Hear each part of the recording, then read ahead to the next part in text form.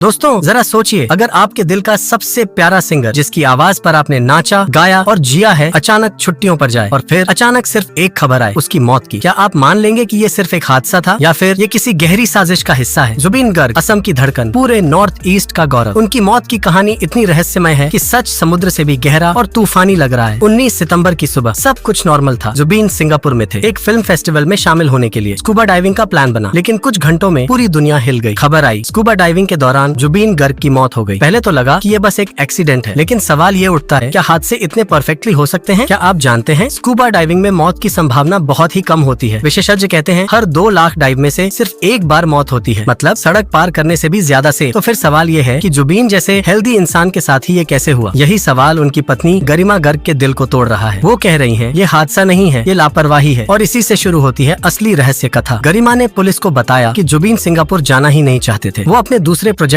में बिजी थे। लेकिन उनके दोस्त और इवेंट ऑर्गेनाइजर श्याम कानू महांता ने बार बार दबाव बनाया, फोन पर कॉल, रिक्वेस्ट और जिद। आखिरकार जुबीन मान गए। अब सवाल ये है, क्या ये सिर्फ दोस्ती थी या कोई प्लान जाल? गरिमा ने FIR में साफ कहा है उस वक्त मौजूद हर इंसान पर शक है, चाहे वो आयोजक श्याम हो या फिर जुबीन के मैनेजर सिद्धार्थ शर्मा। सबसे पूछताछ होनी चाहिए। 13 दिन गुजर चुके हैं और इन 13 दिनों में केस ने बड़ा मोड़ लिया। CID की SIT ने आते ही 2 बड़ी गिरफ्तारियां की। पहली, श्याम कानू महांता। जैसे ही वो सिंगापुर से दिल्ली एयरपोर्ट पर उतरा, पुलिस ने पकड़ लिया। पहले से लुकआउट नोटिस जारी था। दूसरी गिरफ्तारी जुबीन के मैनेजर सिद्धार्थ शर्मा की। उसे गुरुग्राम से अरेस्ट किया गया और उसके पास से मिला जुबीन का मोबाइल, लैपटॉप, हार्ड डिस्क और पूरी डिजिटल लाइफ। अब ये सब फोरेंसिक लैब भेजा गया है। डिजिटल DNA टेस्ट में हर चैट, हर फोटो, हर कॉल की जांच होगी। कोर्ट ने दोनों को 14 दिन की पुलिस रिमांड में भेज दिया है। अब बंद कमरे में बड़े बड़े राज खुलने का इंतजार है। लेकिन एक मुश्किल है, क्योंकि घटना सिंगापुर में हुई तो भारत की पुलिस वहाँ जाँच कैसे करेगी? यहीं पर काम आएगा भारत सिंगापुर का कानूनी समझौता। अगर भारतीय पुलिस को वहाँ किसी से पूछताछ करनी हो, तलाशी लेनी हो या सबूत चाहिए हो, तो सिंगापुर सरकार पूरी मदद करेगी। असम सरकार ने पहले ही MHA के जरिए सिंगापुर को चिट्ठी भेज दी है, क्योंकि वो जानती है जुबीन गर्ग सिर्फ एक सिंगर नहीं बल्कि एक भावना थे। उनकी अंतिम यात्रा में उमड़ी भीड़ ने ये साबित कर दिया था कि ये केस अब पूरे प्रदेश का है। लेकिन असली ट्विस्ट अभी बाकी है। सबको लग रहा है कि पुलिस इन दोनों से सच उगलवा लेगी, लेकिन शुरुआती जांच में जुबीन के फोन से कुछ ऐसे चैट और ईमेल मिले हैं जो किसी तीसरे या चौथे शख्स की ओर इशारा कर रहे हैं। कोई ऐसा शक्तिशाली इंसान या ग्रुप जिसका नाम अभी सामने नहीं आया। शायद ये सिर्फ लापरवाही का केस नहीं बल्कि किसी बड़े राज का हिस्सा है। हो सकता है जुबीन कुछ ऐसा उजागर करने वाले थे जिससे किसी का बहुत बड़ा नुकसान होता। दोस्तों, अब ये सिर्फ एक गायक की मौत का मामला नहीं है, ये हमारी और आपकी आवाज का मामला है। सच को दबाने की कोशिश होगी, लेकिन जब तक जनता सवाल पूछती रहेगी तब तक कोई भी सच को दफन नहीं कर पाएगा। इसलिए इस वीडियो को शेयर कीजिए हर जगह, हर प्लेटफॉर्म पर, ताकि दबाव बना रहे और सच सामने आए। और हाँ, कमेंट में जरूर बताइए आपके हिसाब से ये हादसा था, लापरवाही थी या एक सोच समझ कर की गई हत्या। चुप मत रहिए, आपकी आवाज ही असली ताकत है।